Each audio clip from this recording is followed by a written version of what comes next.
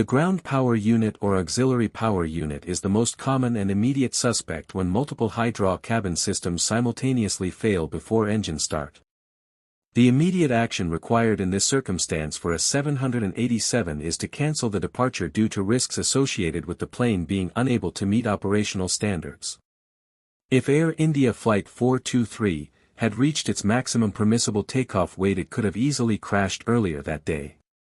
The fact that the preliminary report fails to detail the fuel cutoff and engine power loss without any preceding ICAS alert suggests either a highly unusual or simultaneous system failure that bypassed or disabled the warning systems, or an extremely rapid, unalerted event that caught the crew completely off guard, leading to their CVR exchange about, "Did you cut it off?"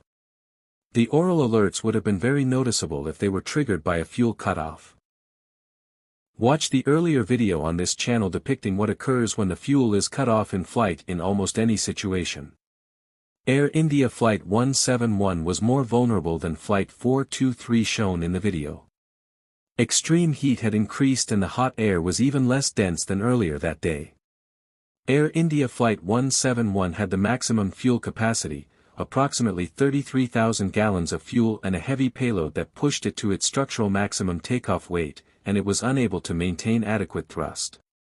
The two things that are needed for a successful takeoff is adequate airspeed and a rate of climb. Air India Flight 171 had neither.